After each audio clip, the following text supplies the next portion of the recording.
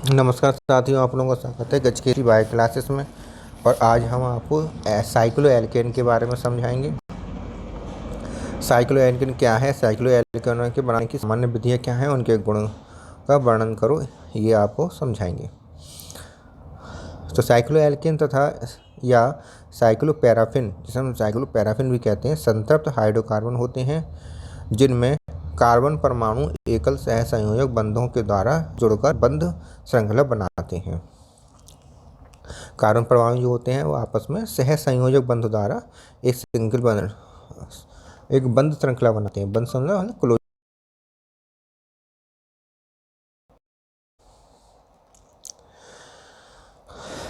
इन यौगिकों को एलिसाइक्लिक यौगिक भी कहते हैं क्योंकि ये यौगिक चक्रीय हैं तथा एलिफैटिक यौगिकों के से समानता प्रदर्शित करते हैं। तो दो बात तो हुई, एक तो एलिफैटिक यौगिक से समानता प्रदर्शित करते हैं और चक्रीय होते हैं, इसलिए इन्हें एलिसाइक्लिक यौगिक कहते हैं। इनका सामान्य सूत्र CnH2n होता है तथा एल्कीनों से समावयवी होते हैं, मतलब उनसे आइसोमेरिज्म रखते हैं। इन यौगिकों का बंध श्रृंखला में बहुत से मैथिलीन समूह होने के कारण इन्हें पॉलीमैथिलीन यौगिक भी कहा जाता है। पॉलीमैथिलीन भी कहा जाता है, यौगिक भी कहा जाता है। देखो डायग्राम देखिए आप। पहला जो डायग्राम है वो CH2 मतलब साइक्लोप्रोपेन है। 3 मैथिलीन है इसलिए ट्राईमैथिलीन भी कह सकते हैं। दूसरे डायग्राम में साइक्लोब्यूटेन है, इसमें 4 मैथिलीन है इसलिए टेट्रा मैथिलीन भी कह सकते हैं। इसमें 5 मैथिलीन है, पेंटामैथिलीन कह सकते हैं, साइक्लोपेंटेन कह सकते हैं। इसमें 6 मैथिलीन है इसलिए हेक्सामैथिलीन भी कह सकते हैं या साइक्लोहेक्सेन भी कह सकते हैं। इन यौगिकों को सरल ज्यामितीय आकारों के द्वारा प्रदर्शित किया जा सकता है, जैसे साइक्लोप्रोपेन को त्रिभुजाकार, साइक्लोब्यूटेन को चतुर्भुज को वर्गाकार, साइक्लोपेंटेन को पंचभुजीय आकृति द्वारा प्रदर्शित हम कर सकते हैं। इन आकृतियों का प्रत्येक कोना CH2 समूह को प्रदर्शित करता है। तो साइक्लोप्रोपेन त्रिभुजाकार हो गई, साइक्लोब्यूटेन वर्गाकार हो गई, साइक्लोपेंटेन पंचभुजाकार हो गई, साइक्लोहेक्सेन षटकोणीय हो गई। बनाने की विधि जो है डाई हैलाइडों से इनकी बनाया जा सकता है। इसे फुंड विधि भी कहते हैं। टर्मिनल डाई हैलाइड को सोडियम या जिंक के साथ क्रिया कराने पर यह बनता है। टर्मिनल डाई हैलाइड जो होते हैं, जो टर्मिनल पर ब्रोमीन हैलाइड होते हैं, उन्हें टर्मिनल डाई हैलाइड कहलाते हैं। बनती डाई ब्रोमोप्रोपेन, इसकी क्रिया जब हम सोडियम से या जिंक के साथ क्रिया कराते हैं तब साइक्लोप्रोपेन प्राप्त होता है और NaBr निकल जाता है। ऐसा ही बंध 6 डाई ब्रोमोहेक्सेन के साथ जब हम क्रिया कराते हैं जिंक की, तब हमें साइक्लोहेक्सेन प्राप्त हो जाता है। इसके बाद आता है डाई कार्बोक्सिलिक अम्लों के कैल्शियम लवणों से बनाने की विधि। तो डाई कैल्शियम एसीटेट जो होता है, कैल्शियम एसीटेट की क्रिया को हम जब गर्म करते हैं तो कैल्शियम कार्बोनेट निकल जाता है और बन जाता है साइक्लोपेंटेनॉन। साइक्लोपेंटेनॉन बन जाता है, नॉन इसलिए क्योंकि इसमें कीटोन ग्रुप है।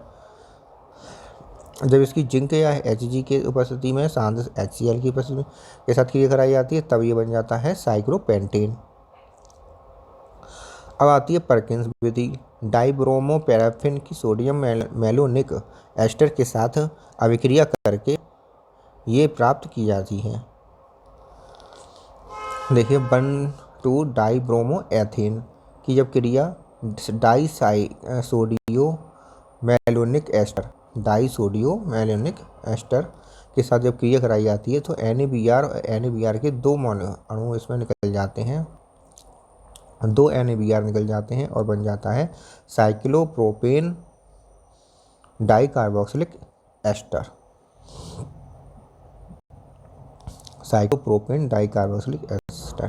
इसकी क्रिया जब हाइड्रोलाइसिस कराती है, जल के साथ क्रिया कराई जाती है, तब बन जाता है cyclopropane di carboxylic acid. Cyclopropane di carboxylic acid. गर्म करने पर इसमें से CO2 निकल जाती है और CO2 निकलने से बन जाता है साइक्लोप्रोपेन मोनो कार्बोक्सिलिक एसिड। इसे और गर्म करते हैं तब इसमें CO2 और निकलती है और बन जाता है साइक्लोप्रोपेन। अब आती है डीकमैन। डीकमैन जो विधि है, इस उच्च डाई कार्बोक्सिलिक अम्ल से एडिपिक अम्ल के सोडियम, एडिपिक अम्ल उच्च डाई कार्बोक्सिलिक एसिड है के सोडियम तथा सोडियम एल्कोसाइड की उपस्थिति में अंतर अणुक संघनन द्वारा कीटोन बनाते हैं, जिन्हें Zn जिंक या HCl द्वारा अपचयित कर लेते हैं। एडिपिक एस्टर है। एडिपिक एस्टर की क्रिया जब सोडियम C2H5ONA के साथ कराए जाते हैं, सोडियम एल्कोसाइड या सोडियम एल्कोसाइड के साथ क्रिया कराते हैं, तब C2H5OH निकल जाता है, इथाइल अल्कोहल निकल जाता है और बन जाता है क्या, चक्रीय कीटो एस्टर। चक्रीय कीटो एस्टर बन जाने से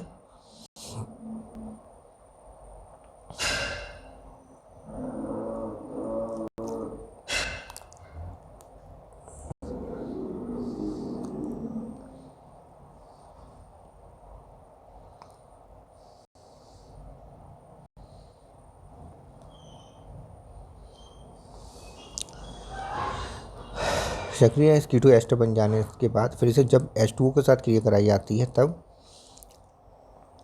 बनता है चक्रीय कीटो अम्ल। चक्रीय कीटो अम्ल बन जाता है C2H और CO2 इसमें से C2H5OH इसमें से निकल जाता है।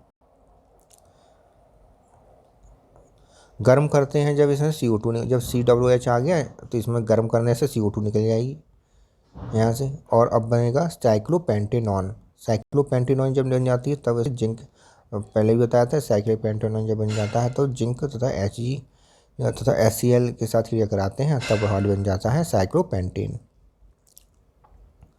असंतृप्त चक्रीय हाइड्रोकार्बन के अपचयन से बेंजीन तथा इसके व्युत्पन्नों के उत्प्रेरित अपचयन से साइक्लोहेक्सेन तथा इसके व्युत्पन्न प्राप्त होते हैं। ठीक है, तो बेंजीन के जब क्रिया कराई जाती है निकल और उपस्थिति में 200 डिग्री सेंटीग्रेड पर हाइड्रोजन के साथ क्रिया कराई जाती है तब हमारा बन जाता है बेंजीन से साइक्लोहेक्सेन बन जाता है। भौतिक गुण देख लीजिए हैं इसके। कमरे के ताप पर साइक्लोप्रोपेन तथा साइक्लोब्यूटेन गैसें हैं तथा अन्य साइक्लोएल्केन द्रव होती हैं।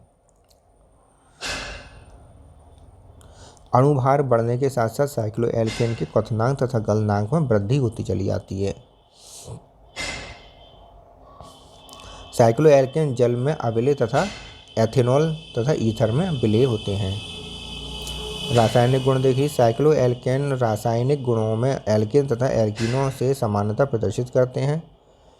उच्च सदस्य जैसे साइक्लोपेंटेन तथा साइक्लोहेक्सेन एल्केनों की भांति प्रतिस्थापन अभिक्रियाएं प्रदर्शित करते हैं, जबकि निम्न सदस्य जो होते हैं साइक्लोप्रोपेन और साइक्लोब्यूटेन कम स्थायी होते हैं तथा यौग क्रियाओं के द्वारा खुली श्रृंखला वाले एलिफेटिक यौगिकों में परिवर्तित हो जाते हैं।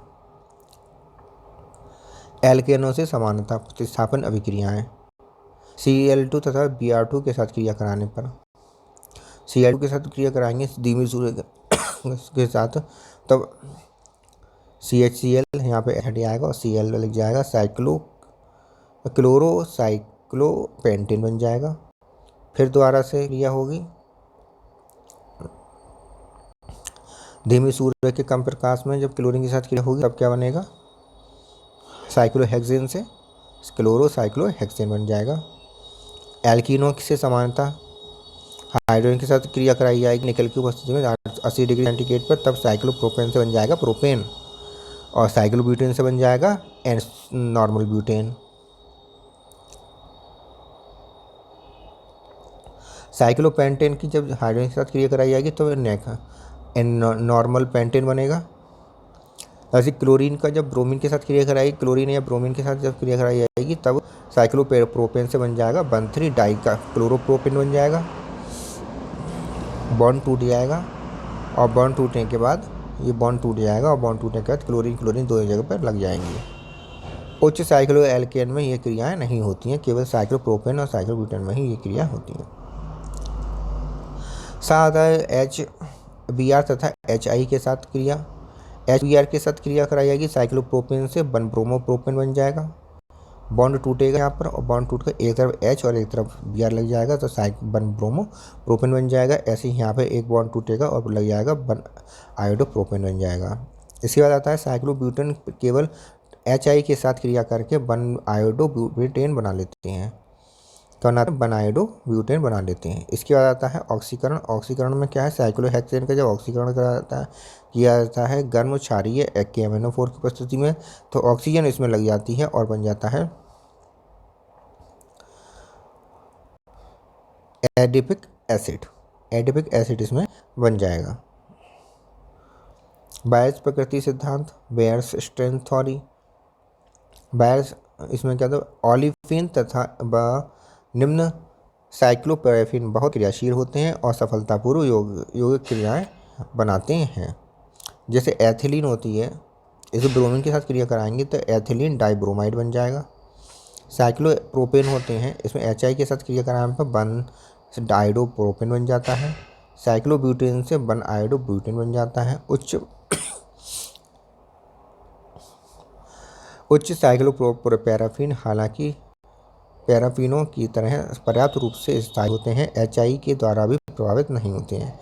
उच्च साइक्लोपैराफिन यौगिकों की स्थायित्व व निम्न साइक्लोपैराफिन यौगिकों तथा असंतृप्त हाइड्रोकार्बन की अधिक क्रियाशीलता को समझाने के लिए बायर्स ने एक सिद्धांत दिया था, जिसे बायर्स का विकृति सिद्धांत कहा जाता है। इस सिद्धांत के अनुसार कार्बन, पहला नंबर, कार्बन की 4 संयोजकताएं एक चतुष्फलक के चारों कोनों की ओर निर्देशित होती हैं।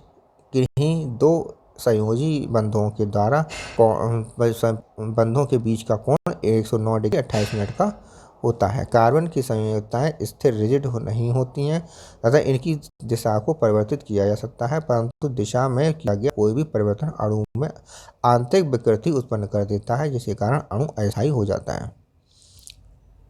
सामान्य बंध कोण 109 डिग्री 28 मिनट से विचलन जितना अधिक होता है अणु में विकृति उतनी ही अधिक होती है। इसके कारण अणु उतना अधिक अस्थायी हो जाता है। किसी पॉलीमेथिलीन चक्र में सभी कार्बन परमाणु एक ही तल में होते हैं। अनुप्रयोग क्या है इसका एप्लीकेशंस? पहला एप्लीकेशंस है संतृप्त यौगिकों के स्थायित्व एवं असंतृप्त यौगिकों के अस्थायित्व को स्पष्ट करना। संतृप्त यौगिकों में एकल बंध होते हैं, अतः अणु में आंतरिक विकृति नहीं हो पाई जाती है और यौगिक स्थायी होते हैं। असंतृप्त यौगिकों में द्विबंध या त्रिबंध होने के कारण अणु में संयोजी बंधों का सामान्य स्थिति में विचलन डेविएशन हो जाता है, जिसके कारण अणु में विकृति उत्पन्न हो जाती है और यौगिक क्रियाशील हो जाते हैं। द्विबंध तथा त्रिबंध पर किसी क्रियाकारक का योग होने पर एक विकृति समाप्त हो जाती है। इसी कारण असंतृप्त यौगिकों के योगात्मक क्रिया प्रदर्शित करने की प्रवृत्ति होती है। अगर कोई विकृति नहीं है तो एथेन स्थायी है और इसमें 109 डिग्री 28 मिनट का कोण होता है। एथिलीन जब विकृति हो जाती है अस्थायी हो जाता है। एसिटिलीन यौगिकों में ओलेफिन यौगिकों की अपेक्षा विकृति अधिक होने के कारण क्रियाशीलता और अधिक हो जाती है। इसमें क्रियाशीलता और अधिक हो जाती है। चक्रीय यौगिकों के आपेक्षिक स्थायित्व की व्याख्या करना। चक्रीय यौगिकों के आपेक्षिक स्थायित्व की व्याख्या करने का आधार ये है कि सामान्य बंध कोण से विचलन जितना अधिक होगा अणु उतना ही अधिक अस्थायी होगा। बायर्स ने विभिन्न साइक्लोएल्केनों के बनने में असामान्य स्थिति से प्रत्येक संयोजी बंध के विचलन होने से बने कोणों की गणना की, जिन्हें विकृति कोण कहा जाता है, एंगल स्ट्रेन कहा जाता है। ये चक्रीय यौगिकों के स्थायित्व की माप है। उदाहरण के लिए साइक्लोप्रोपेन में कार्बन परमाणु समबाहु इक्विलेटरल त्रिभुज के तीनों कोण पर स्थित होते हैं। प्रत्येक में कोण का जो अंश होता है कोण जो होता है 60 डिग्री का होता है। अतः साइक्लोप्रोपेन की विकृति कोण 1/2 109 degree 28 minute -60 degree 24 degree 44 minute होगा। इसी प्रकार साइक्लोब्यूटेन में कार्बन परमाणु वर्ग के चारों कोणों पर स्थित होते हैं, इसमें प्रत्येक का कोण 90 डिग्री होता है। तो अतः साइक्लोब्यूटेन में विकृति कोण कितना होगा? 1/2 109 degree 28 minute minus 90 9 degree 44 minute का होगा।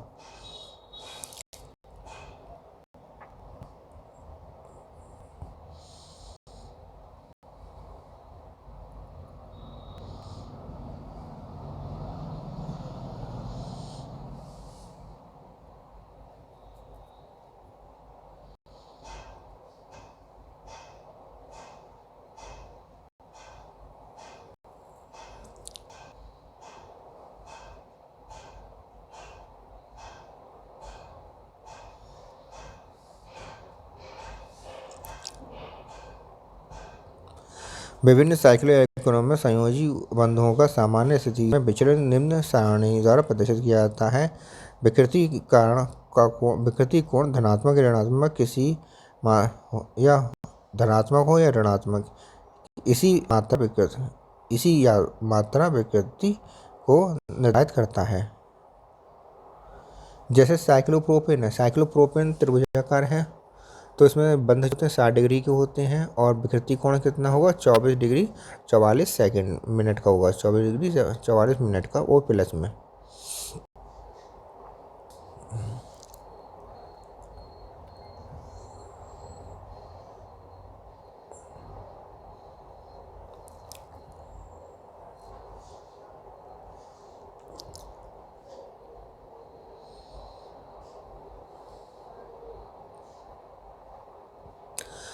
दूसरा है साइक्लोब्यूटेन। साइक्लोब्यूटेन चौकोर होता है, मतलब वर्गाकार होता है, 90 डिग्री का बंध कोण होता है इसमें, तो इसमें जो होगा वो 9 डिग्री 44 मिनट का विकृति कोण होगा। ऐसे ही साइक्लोप्रोपेन पेंटेन में 108 डिग्री का होता है। 108 डिग्री का जब होता है तो इसमें से 108 डिग्री घटा दी जाएगा, 1 डिग्री 28 मिनट बचेगा। 1 डिग्री 28 मिनट में का आधा जो होगा वो 44 सेकेंड होगा।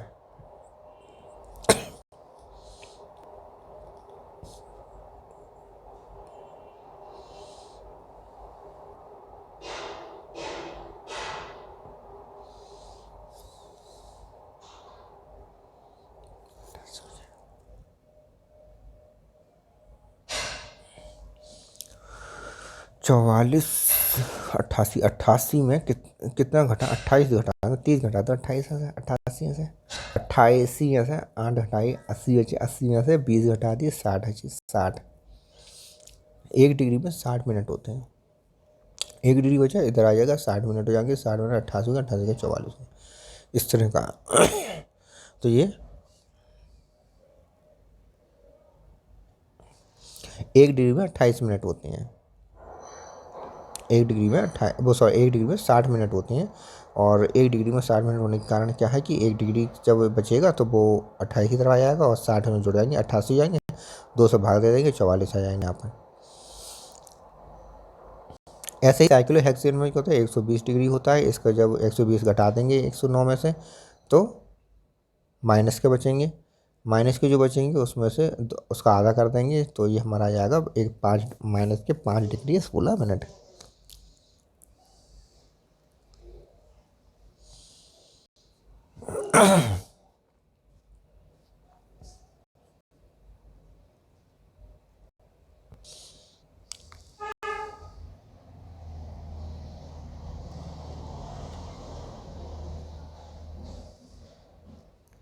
ग्यारह डिग्री बचे,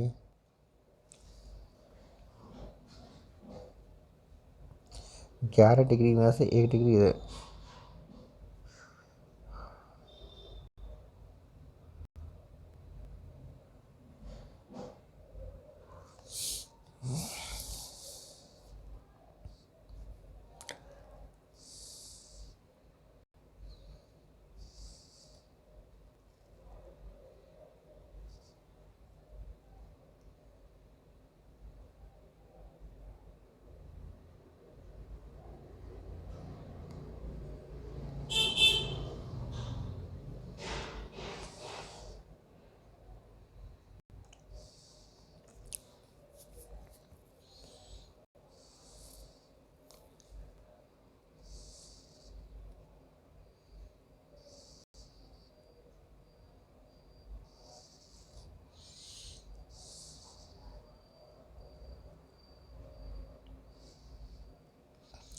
साइक्लोहेक्सेन में 120 डिग्री होते हैं। 120 डिग्री में से 109 डिग्री 28 मिनट घटाएंगे तो बचेगा कितना, 10 डिग्री 32 मिनट।